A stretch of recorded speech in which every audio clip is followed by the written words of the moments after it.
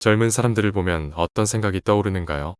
그들의 젊은 몸과 건강 그리고 젊음을 마음껏 즐기는 모습을 보면서 가장 많이 드는 생각은 즐길 수 있을 때 최대한 많이 즐겨놔라. 너희도 나이를 먹어보면 알거다입니다. 왜 그럴까요? 바로 젊을 때는 알지 못한 것들이 나이를 먹으면서 현실로 다가왔기 때문일 겁니다.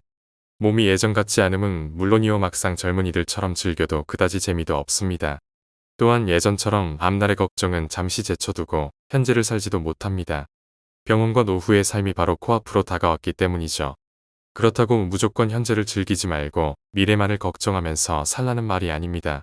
다만 나이가 들면서 우리의 몸과 상황이 예전 같지 않다는 걸 알아야 합니다. 시간의 흐름을 우리가 막을 수는 없으니 인정하고 미래를 준비하는 것이 현명합니다. 지금은 100세 시대라고 할 만큼 수명이 길어졌습니다. 어떻게 보면 기쁜 일일 수도 있겠으나 많은 분들이 조금 걱정하실 것 같습니다.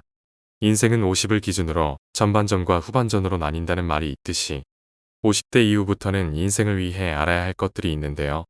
나이가 들었음을 인정하고 미래를 준비하실 분들에게는 오늘 이야기가 정말 많은 도움이 되실 거라 생각합니다. 또한 영상의 내용은 50대만이 아니라 60대, 70대 더 나아가 80대가 되어도 적용이 됩니다. 쉽게 말해 후반전에 룰이 적용되는 거지요. 특히 80세의 벽은 높고 단단하다고 하여 더욱 두려운 마음이 들 때가 있습니다.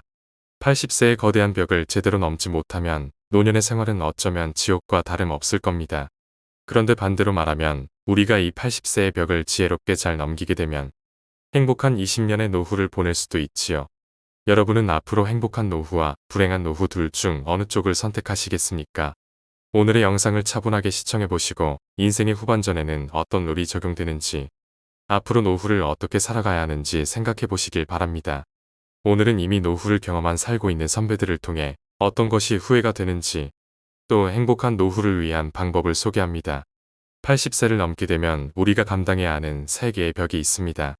첫 번째는 병원의 벽을 넘어서야 하고, 두 번째는 노화의 벽을 넘어서야 하고, 세 번째는 치매와 인지장애의 벽을 넘어서야 합니다. 우리는 누구나 나이 들어갑니다. 그렇게 노인이 되어 가지요. 노인이 된다고 하여 너무 슬퍼할 필요는 없습니다. 사람은 누구도 노화를 피해갈 수 없기 때문입니다. 노화는 누구에게나 찾아오는 거고 피할 생각을 하지 말아야 합니다. 인정하고 받아들이며 어떻게 대처하는지가 중요합니다. 하지만 질병이나 인지장애로 몸져 눕거나 누군가의 도움만 받으며 살아야 한다면 이처럼 안타까운 일은 없을 것입니다. 이런 일을 방지하기 위해 노후에 신경 써야 하는 것들에 대해 알려드리겠습니다. 건강검진 결과에 너무 연연하지 마라. 지금 80대는 건강검진 초기 세대로 건강검진을 절대시하는 경향이 있습니다. 물론 건강검진은 70대 정도까지는 큰 도움이 되겠지만 80세가 넘은 고령자에게는 그다지 도움되지 않습니다.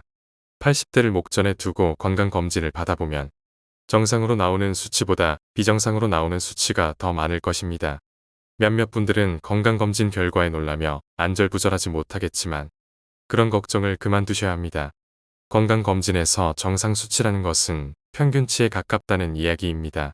비정상 수치는 그 범위를 넘어 지나치게 높거나 낮은 사람을 말합니다. 그러나 수치는 본래 사람마다 다르지요. 체질이나 환경에 따라서도 다르고 나이에 따라서도 다르며 체형이나 생활 습관에 따라서도 다릅니다. 그래서 수치가 크게 중요하지 않다는 말입니다. 수치가 정상이어도 병에 걸릴 사람은 걸리고 안 걸릴 사람은 안 걸립니다. 현재 평균 수명이 80 정도인 것을 보면 80세가 넘어서도 문제없이 사는 사람은 그 자체로 건강하다는 증거입니다. 다시 말해서 현재 상태가 정상적이라는 말입니다. 85세 이상의 유해를 부검해보면 거의 모든 사람에게 암이 발견된다고 합니다. 정말 놀라운 사실이지요. 즉 80세가 넘으면 누구나 몸속에 암을 품고 있는 것입니다. 일반적으로 암은 죽음에 이르는 병이므로 치료가 필수라고 알려져 있지만 사실 꼭 그렇지만은 않다고 합니다. 연구에 따르면 당사자가 인지하지 못하는 암도 있고 생활에 지장을 주지 않는 암도 있다는 사실을 알려줍니다. 특히 나이가 들면 암의 진행이 느려지므로 치료하지 않고 내버려 두더라도 문제가 안 되는 경우가 많습니다. 그래서 암이 발견된다고 해서 무리한 항암 치료나 수술을 하는 게 더욱 위험하다고 합니다. 사실 발견하지 못했을 뿐 이전부터 암을 지닌 채 살아왔을 확률이 높으며 앞으로 서서히 진행되겠지만 한순간에 나빠지는 일은 거의 없기 때문입니다. 오히려 80대가 되거나 80에 가까워지면 그냥 스트레스를 안 받고 사는 게 최고로 좋습니다. 쉽게 말해 아프거나 일상에 방해되지 않는다면 신경을 쓰지 않고 하고 싶은 거 하면서 사는 게 최고입니다. 돈을 감정적으로 소비하지 말고 더 많이 저축해라. 대다수의 은퇴 후 가장 큰 고민은 경제적인 어려움입니다. 고정 수입은 줄어들지만 자녀 지원비, 병원비 등 각종 지출은 늘어가는 탓에 노후의 생활고에 시달릴 수 있습니다. 노후에 빈곤해지면 자존감이 무너집니다. 경제적으로 부담스러워지면 자연스럽게 모임이나 친구들을 만나는 것도 줄이거나 안 하게 되면서 외로움이 따라옵니다. 돈 없는 부모는 자식도 멀리하는 경우가 많습니다. 그러면 또 허무함이 생깁니다. 결국 이러려고 평생 자식들 힘들게 뒷바라지하며 살았나 하는 생각과 그동안 열심히 살아왔던 삶이 통째로 부정당하는 것 같은 기분의 우울증까지 생깁니다. 외로움과 허무감, 우울증으로 무기력해지면 몸도 마음도 아픕니다. 불안정한 노후에 희망도 보이지 않고 살고 싶다는 의지가 없어지니 결국 극단적인 선택을 하는 경우도 일어날 수 있습니다. 우리나라 노인 빈곤율과 노인 자산율은 1위라고 합니다. 그만큼 노인들이 불행한 나라라고 할 수 있지요. 우리 어르신들이 50년대 전쟁을 겪으며 꿀꿀이죽과 나무뿌리로 연명했어도 자살률은 그리 높지 않았습니다. 풍요로운 현대에 와서 오히려 자살률이 높아진 이유가 상대적 박탈감으로 인한 자존감 저하가 가장 크다고 볼 수 있죠. 요즘 흔히 얘기하는 욜로족이라는 말이 있습니다. 젊은 나이에 노후 대비를 전혀 하지 않고 기분대로 펑펑 돈을 쓰는 분들이 많습니다. 욜로처럼 쓰다 꼴로 간다는 말이 있습니다. 이처럼 저축을 하지 않으면 은퇴 이후 큰 고난을 겪게 될 수 있습니다. 젊어서 노후 준비를 해놓지 않으면 비참한 노후를 맞이하게 되는 것은 시간 문제입니다. 반면 한평생 열심히 일해서 노후 준비가 되었는데 결혼 비용이다, 사업 자금이다 뭐다 하며 늙은 부모에게 손을 벌리는 자식들이 있습니다. 그럼 또 자식들이 안쓰러워 다 해주고 싶은 마음에 무리해서라도 도움을 주게 됩니다. 자식에게 전 재산 다 주었더니 집에서 쫓겨나거나 버림을 당하는 뉴스도 종종 접하게 됩니다. 내가 이제는 늙었다고 자식한테 재산을 물려주는 순간 자식을 잃고 자식들에게 모든 것을 쏟아부어 나 자신의 생활이 없어지게 됩니다. 즉, 내 인생도 잃습니다. 곶감 빼먹듯이 조금씩 재산이 줄어 노년이 비참해질 수 있습니다. 당연히 부모의 재산을 자식에게 물려준다는 생각을 버려야 합니다. 부모들은 자식을 위한 희생보다 자신의 노후와 행복을 위한 준비를 하셔야 합니다. 자식들은 본인 가정 꾸리고 나면 절대 부모의 인생을 책임져 주지 않습니다. 기대도 하지 말아야 합니다. 돈을 벌 수 있을 때 버는 것도 중요하지만 돈을 관리하는 것은 더 중요합니다. 많이 벌어도 한순간에 사라질 수 있는 게 바로 돈입니다. 가장 훌륭한 노후 준비는 평생 현역이라는 말이 있습니다.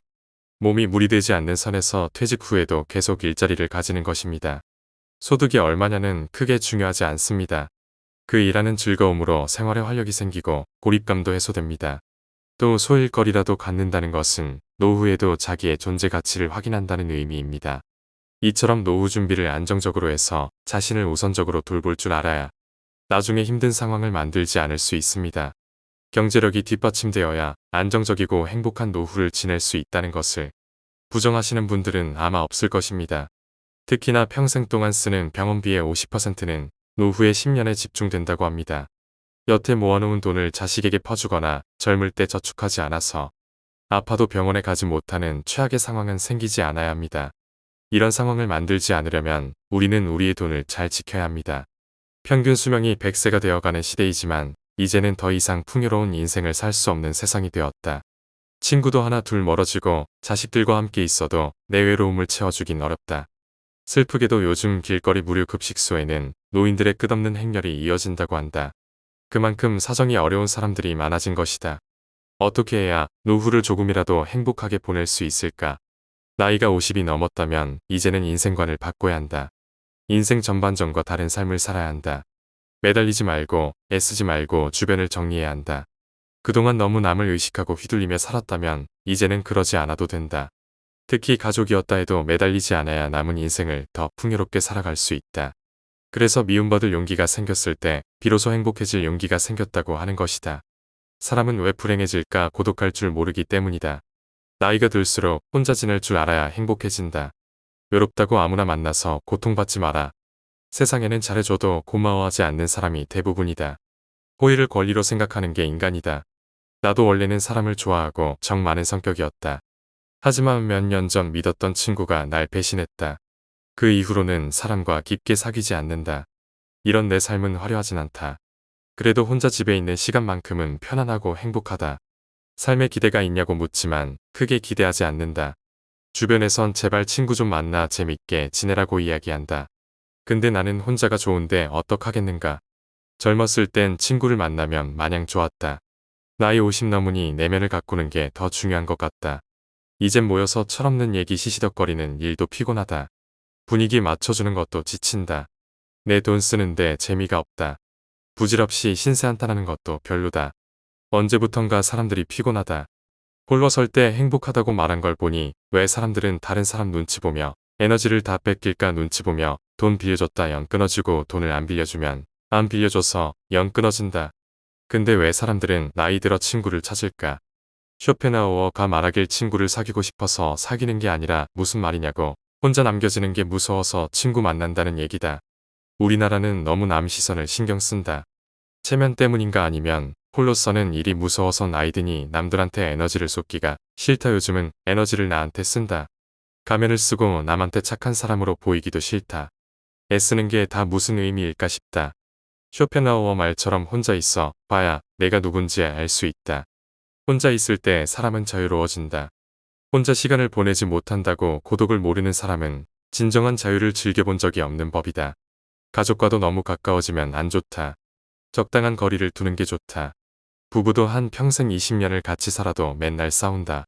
서로 조금만 배려해도 안 싸우겠지만 그게 어디 쉬운 일인가. 하물며 배우자도 이런데 자식은 어떨까 말 안 해도 뻔하다. 나이 50 넘으니 자식과 친구들 생각은 안 한다.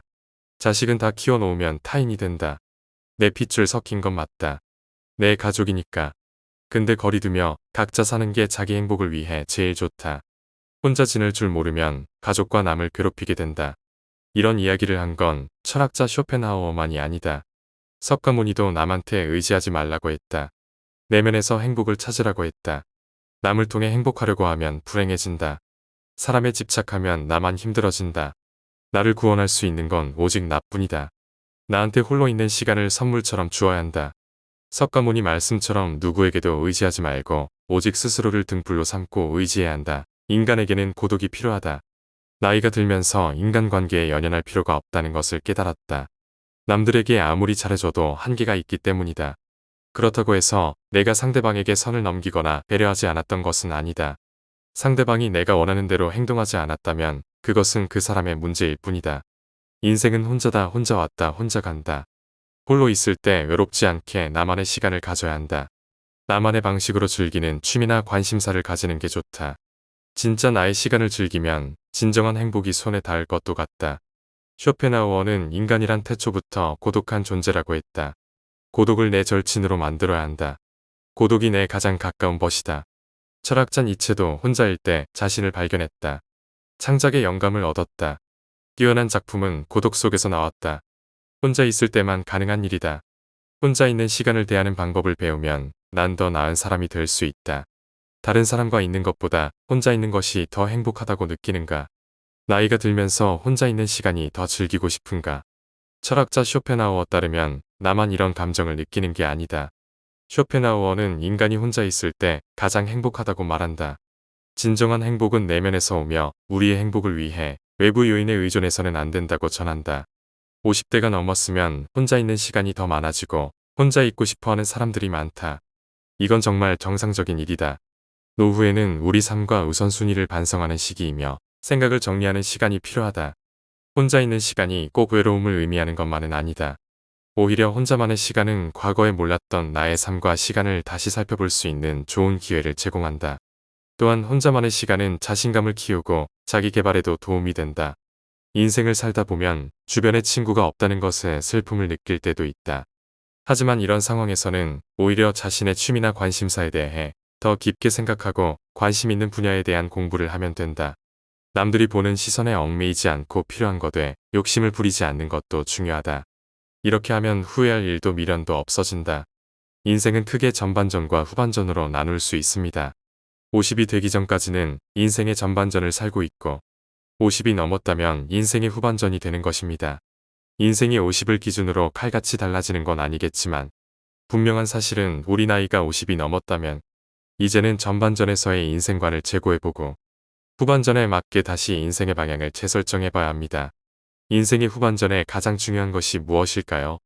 바로 나 자신일 것입니다. 나이를 먹을수록 필연적으로 주위의 사람들이 적어지고 혼자 있는 시간이 늘어납니다. 이때 나와 가장 많은 시간을 보내는 사람은 바로 나 자신입니다. 다시 말해 인생의 후반전으로 접어들수록 이제는 나 자신을 생각해야 할 때입니다. 그동안 너무 남을 의식하고 휘둘리며 살았다면 이제는 그러지 않아야 합니다. 그래야만 남은 인생을 더 풍요롭게 살아갈 수 있습니다. 그래서 미움받을 용기가 생겼을 때 비로소 행복해질 용기가 생겼다고 하는 것이다. 젊음의 입구에서 바라보면 인생은 매우 길게 보이지만 노년의 출구에서 바라보면 인생처럼 짧고 허망한 것도 없다. 이것이 우리가 삶에서 겪는 심한 착각 가운데 하나이다. 이 착각에서 벗어나기 위해서는 선배들의 결론을 예의주시하고 받아들이는 수밖에 없다. 따라서 현명한 사람들은 이미 젊은 나이에 노년기의 지혜를 습득하고 운명의 가르침을 따르지만 그렇지 않은 사람은 허망한 삶을 다 보낸 후에야 선각자의 말을 깨닫고 가슴을 친다. 단조롭고 단순함이 행복에 이르는 길이다.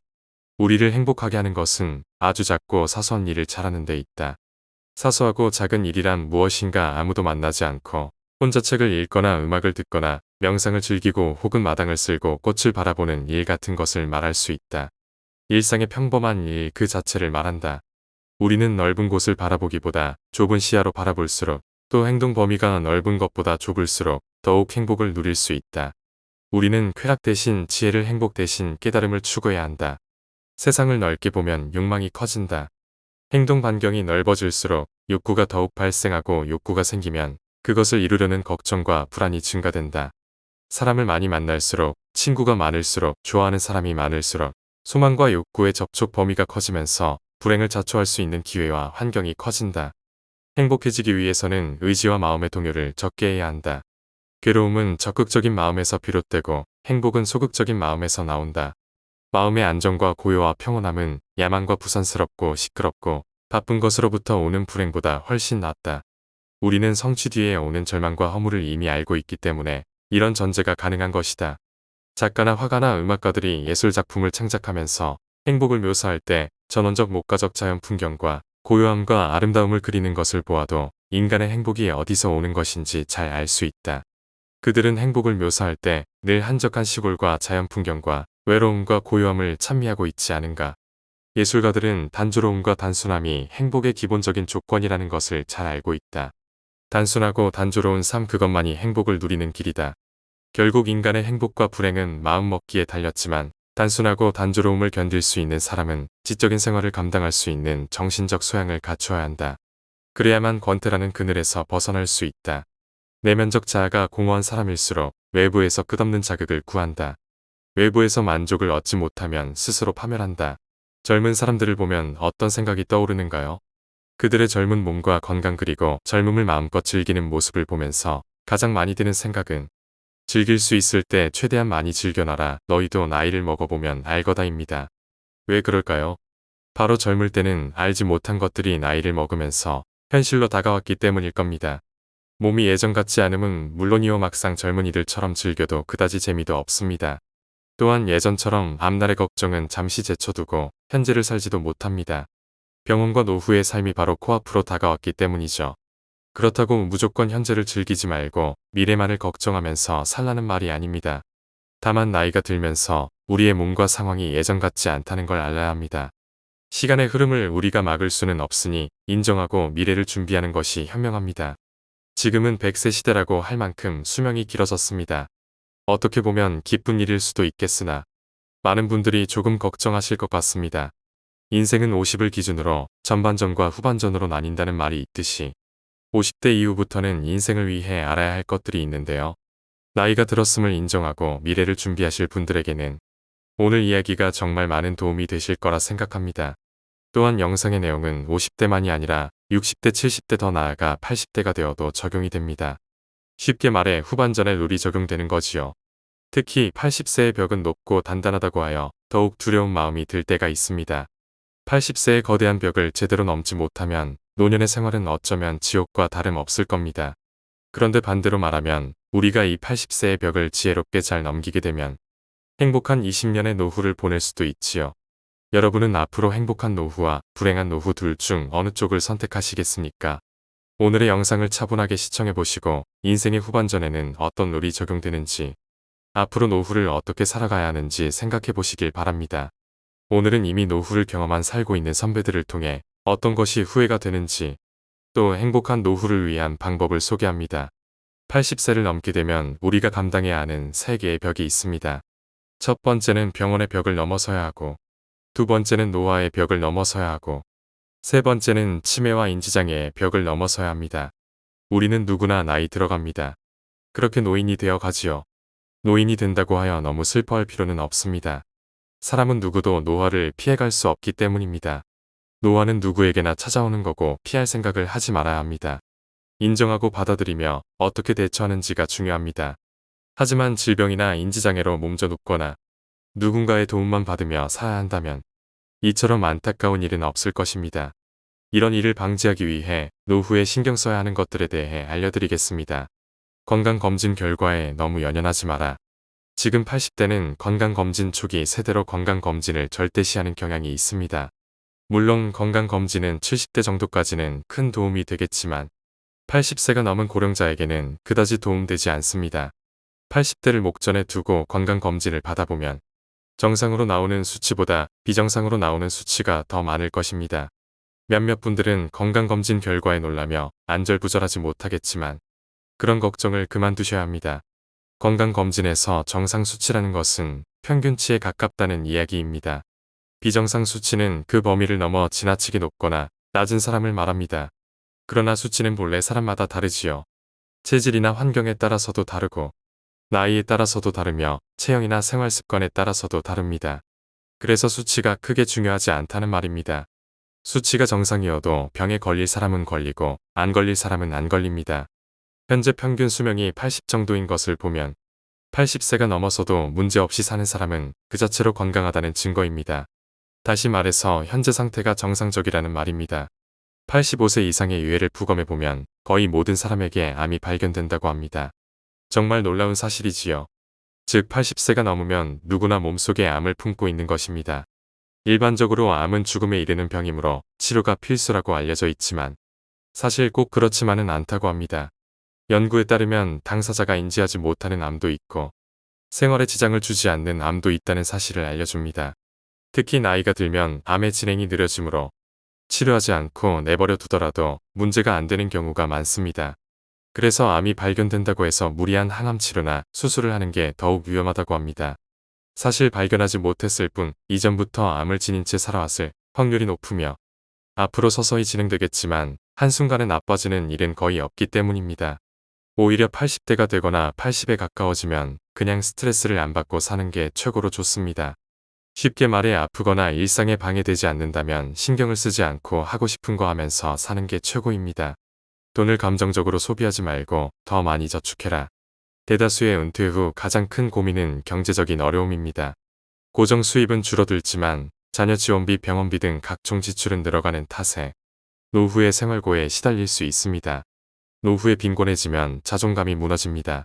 경제적으로 부담스러워지면 자연스럽게 모임이나 친구들을 만나는 것도 줄이거나 안 하게 되면서 외로움이 따라옵니다.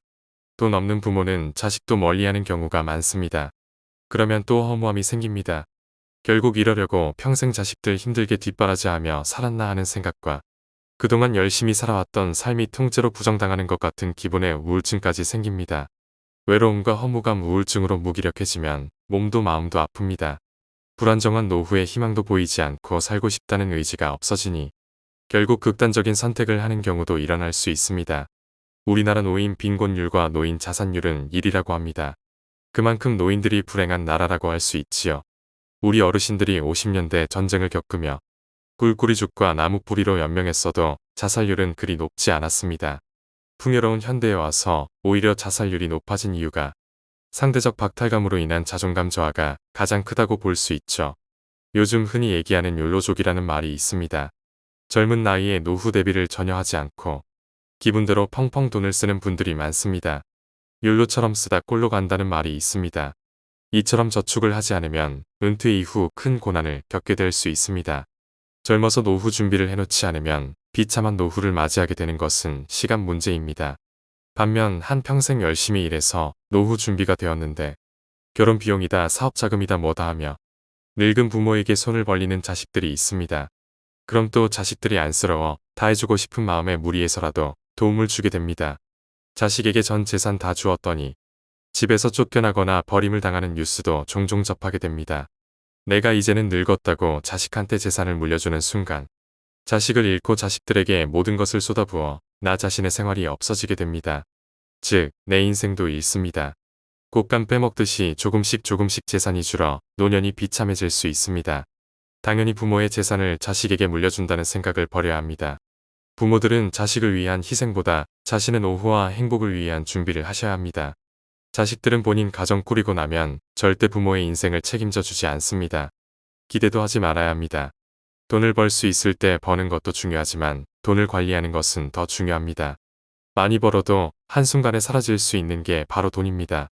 가장 훌륭한 노후 준비는 평생 현역이라는 말이 있습니다.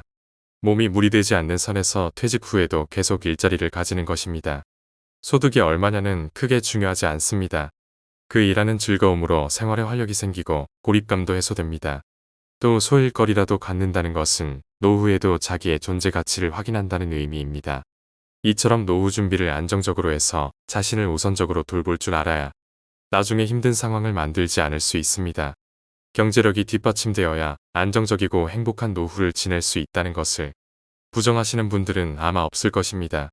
특히나 평생 동안 쓰는 병원비의 50%는 노후의 10년에 집중된다고 합니다. 여태 모아놓은 돈을 자식에게 퍼주거나 젊을 때 저축하지 않아서 아파도 병원에 가지 못하는 최악의 상황은 생기지 않아야 합니다. 이런 상황을 만들지 않으려면 우리는 우리의 돈을 잘 지켜야 합니다. 평균 수명이 100세가 되어가는 시대이지만 이제는 더 이상 풍요로운 인생을 살 수 없는 세상이 되었다. 친구도 하나 둘 멀어지고 자식들과 함께 있어도 내 외로움을 채워주긴 어렵다. 슬프게도 요즘 길거리 무료 급식소에는 노인들의 끝없는 행렬이 이어진다고 한다. 그만큼 사정이 어려운 사람들이 많아진 것이다. 어떻게 해야 노후를 조금이라도 행복하게 보낼 수 있을까? 나이가 50이 넘었다면 이제는 인생관을 바꿔야 한다. 인생 전반전과 다른 삶을 살아야 한다. 매달리지 말고 애쓰지 말고 주변을 정리해야 한다. 그동안 너무 남을 의식하고 휘둘리며 살았다면 이제는 그러지 않아도 된다. 특히 가족이었다 해도 매달리지 않아야 남은 인생을 더 풍요롭게 살아갈 수 있다. 그래서 미움받을 용기가 생겼을 때 비로소 행복해질 용기가 생겼다고 하는 것이다. 사람은 왜 불행해질까? 고독할 줄 모르기 때문이다. 나이가 들수록 혼자 지낼 줄 알아야 행복해진다. 외롭다고 아무나 만나서 고통받지 마라. 세상에는 잘해줘도 고마워하지 않는 사람이 대부분이다. 호의를 권리로 생각하는 게 인간이다. 나도 원래는 사람을 좋아하고 정 많은 성격이었다. 하지만 몇 년 전 믿었던 친구가 날 배신했다. 그 이후로는 사람과 깊게 사귀지 않는다. 이런 내 삶은 화려하진 않다. 그래도 혼자 집에 있는 시간만큼은 편안하고 행복하다. 삶에 기대가 있냐고 묻지만 크게 기대하지 않는다. 주변에선 제발 친구 좀 만나 재밌게 지내라고 이야기한다. 근데 나는 혼자가 좋은데 어떡하겠는가. 젊었을 땐 친구를 만나면 마냥 좋았다. 나이 50 넘으니 내면을 가꾸는 게 더 중요한 것 같다. 이젠 모여서 철없는 얘기 시시덕거리는 일도 피곤하다. 분위기 맞춰주는 것도 지친다. 내 돈 쓰는데 재미가 없다. 부질없이 신세 한탄하는 것도 별로다. 언제부턴가 사람들이 피곤하다. 홀로 설 때 행복하다고 말한 걸 보니 왜 사람들은 다른 사람 눈치 보며 에너지를 다 뺏길까 눈치 보며 돈 빌려줬다 영 끊어지고 돈을 안 빌려주면 안 빌려줘서 영 끊어진다. 근데 왜 사람들은 나이 들어 친구를 찾을까? 쇼펜하우어가 말하길 친구를 사귀고 싶어서 사귀는 게 아니라 무슨 말이냐고 혼자 남겨지는 게 무서워서 친구 만난다는 얘기다. 우리나라는 너무 남 시선을 신경 쓴다. 체면 때문인가 아니면 홀로서는 일이 무서워서 나이 드니 남들한테 에너지를 쏟기가 싫다. 요즘은 에너지를 나한테 쓴다. 가면을 쓰고 남한테 착한 사람으로 보이기도 싫다. 애쓰는 게 다 무슨 의미일까 싶다. 쇼펜하우어 말처럼 혼자 있어 봐야 내가 누군지 알 수 있다. 혼자 있을 때 사람은 자유로워진다. 혼자 시간을 보내지 못한다고 고독을 모르는 사람은 진정한 자유를 즐겨본 적이 없는 법이다. 가족과도 너무 가까워지면 안 좋다. 적당한 거리를 두는 게 좋다. 부부도 한 평생 20년을 같이 살아도 맨날 싸운다. 서로 조금만 배려해도 안 싸우겠지만 그게 어디 쉬운 일인가. 하물며 배우자도 이런데 자식은 어떨까 말 안 해도 뻔하다. 나이 50 넘으니 자식과 친구들 생각은 안 한다. 자식은 다 키워놓으면 타인이 된다. 내 핏줄 섞인 건 맞다. 내 가족이니까. 근데 거리두며 각자 사는 게 자기 행복을 위해 제일 좋다. 혼자 지낼 줄 모르면 가족과 남을 괴롭히게 된다. 이런 이야기를 한 건 철학자 쇼펜하우어만이 아니다. 석가모니도 남한테 의지하지 말라고 했다. 내면에서 행복을 찾으라고 했다. 남을 통해 행복하려고 하면 불행해진다. 사람에 집착하면 나만 힘들어진다. 나를 구원할 수 있는 건 오직 나뿐이다. 나한테 홀로 있는 시간을 선물처럼 주어야 한다. 석가모니 말씀처럼 누구에게도 의지하지 말고 오직 스스로를 등불로 삼고 의지해야 한다. 인간에게는 고독이 필요하다. 나이가 들면서 인간관계에 연연할 필요가 없다는 것을 깨달았다. 남들에게 아무리 잘해줘도 한계가 있기 때문이다. 그렇다고 해서 내가 상대방에게 선을 넘기거나 배려하지 않았던 것은 아니다. 상대방이 내가 원하는 대로 행동하지 않았다면 그것은 그 사람의 문제일 뿐이다. 인생은 혼자다. 혼자 왔다. 혼자 간다. 홀로 있을 때 외롭지 않게 나만의 시간을 가져야 한다. 나만의 방식으로 즐기는 취미나 관심사를 가지는 게 좋다. 진짜 나의 시간을 즐기면 진정한 행복이 손에 닿을 것도 같다. 쇼펜하우어는 인간이란 태초부터 고독한 존재라고 했다. 고독을 내 절친으로 만들어야 한다. 고독이 내 가장 가까운 벗이다.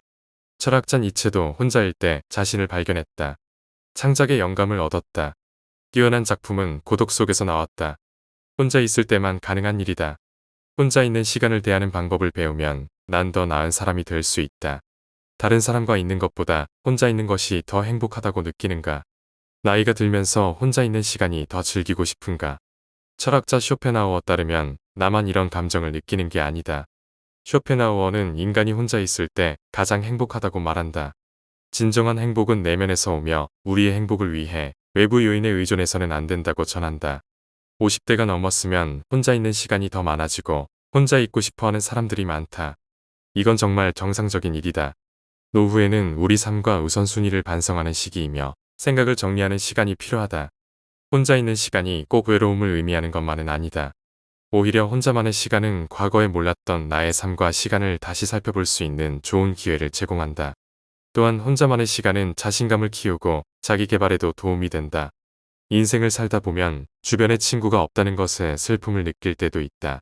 하지만 이런 상황에서는 오히려 자신의 취미나 관심사에 대해 더 깊게 생각하고 관심 있는 분야에 대한 공부를 하면 된다. 남들이 보는 시선에 얽매이지 않고 필요한 것에 욕심을 부리지 않는 것도 중요하다. 이렇게 하면 후회할 일도 미련도 없어진다. 인생은 크게 전반전과 후반전으로 나눌 수 있습니다. 50이 되기 전까지는 인생의 전반전을 살고 있고 50이 넘었다면 인생의 후반전이 되는 것입니다. 인생이 50을 기준으로 칼같이 달라지는 건 아니겠지만 분명한 사실은 우리 나이가 50이 넘었다면 이제는 전반전에서의 인생관을 재고해보고 후반전에 맞게 다시 인생의 방향을 재설정해봐야 합니다. 인생의 후반전에 가장 중요한 것이 무엇일까요? 바로 나 자신일 것입니다. 나이를 먹을수록 필연적으로 주위의 사람들이 적어지고 혼자 있는 시간이 늘어납니다. 이때 나와 가장 많은 시간을 보내는 사람은 바로 나 자신입니다. 다시 말해 인생의 후반전으로 접어들수록 이제는 나 자신을 생각해야 할 때입니다. 그동안 너무 남을 의식하고 휘둘리며 살았다면 이제는 그러지 않아야 합니다. 그래야만 남은 인생을 더 풍요롭게 살아갈 수 있습니다. 그래서 미움받을 용기가 생겼을 때 비로소 행복해질 용기가 생겼다고 하는 것이다. 젊음의 입구에서 바라보면 인생은 매우 길게 보이지만 노년의 출구에서 바라보면 인생처럼 짧고 허망한 것도 없다. 이것이 우리가 삶에서 겪는 심한 착각 가운데 하나이다. 이 착각에서 벗어나기 위해서는 선배들의 결론을 예의주시하고 받아들이는 수밖에 없다. 따라서 현명한 사람들은 이미 젊은 나이에 노년기의 지혜를 습득하고 운명의 가르침을 따르지만 그렇지 않은 사람은 허망한 삶을 다 보낸 후에야 선각자의 말을 깨닫고 가슴을 친다. 단조롭고 단순함이 행복에 이르는 길이다. 우리를 행복하게 하는 것은 아주 작고 사소한 일을 잘하는 데 있다. 사소하고 작은 일이란 무엇인가 아무도 만나지 않고 혼자 책을 읽거나 음악을 듣거나 명상을 즐기고 혹은 마당을 쓸고 꽃을 바라보는 일 같은 것을 말할 수 있다. 일상의 평범한 일 그 자체를 말한다. 우리는 넓은 곳을 바라보기보다 좁은 시야로 바라볼수록 또 행동 범위가 넓은 것보다 좁을수록 더욱 행복을 누릴 수 있다. 우리는 쾌락 대신 지혜를 행복 대신 깨달음을 추구해야 한다. 세상을 넓게 보면 욕망이 커진다. 행동 반경이 넓어질수록 욕구가 더욱 발생하고 욕구가 생기면 그것을 이루려는 걱정과 불안이 증가된다. 사람을 많이 만날수록, 친구가 많을수록, 좋아하는 사람이 많을수록 소망과 욕구의 접촉 범위가 커지면서 불행을 자초할 수 있는 기회와 환경이 커진다. 행복해지기 위해서는 의지와 마음의 동요를 적게 해야 한다. 괴로움은 적극적인 마음에서 비롯되고 행복은 소극적인 마음에서 나온다. 마음의 안정과 고요와 평온함은 야만과 부산스럽고 시끄럽고 바쁜 것으로부터 오는 불행보다 훨씬 낫다. 우리는 성취 뒤에 오는 절망과 허물을 이미 알고 있기 때문에 이런 전제가 가능한 것이다. 작가나 화가나 음악가들이 예술작품을 창작하면서 행복을 묘사할 때 전원적 목가적 자연 풍경과 고요함과 아름다움을 그리는 것을 보아도 인간의 행복이 어디서 오는 것인지 잘 알 수 있다. 그들은 행복을 묘사할 때 늘 한적한 시골과 자연 풍경과 외로움과 고요함을 찬미하고 있지 않은가. 예술가들은 단조로움과 단순함이 행복의 기본적인 조건이라는 것을 잘 알고 있다. 단순하고 단조로운 삶 그것만이 행복을 누리는 길이다. 결국 인간의 행복과 불행은 마음먹기에 달렸지만 단순하고 단조로움을 견딜 수 있는 사람은 지적인 생활을 감당할 수 있는 정신적 소양을 갖추어야 한다. 그래야만 권태라는 그늘에서 벗어날 수 있다. 내면적 자아가 공허한 사람일수록 외부에서 끝없는 자극을 구한다. 외부에서 만족을 얻지 못하면 스스로 파멸한다.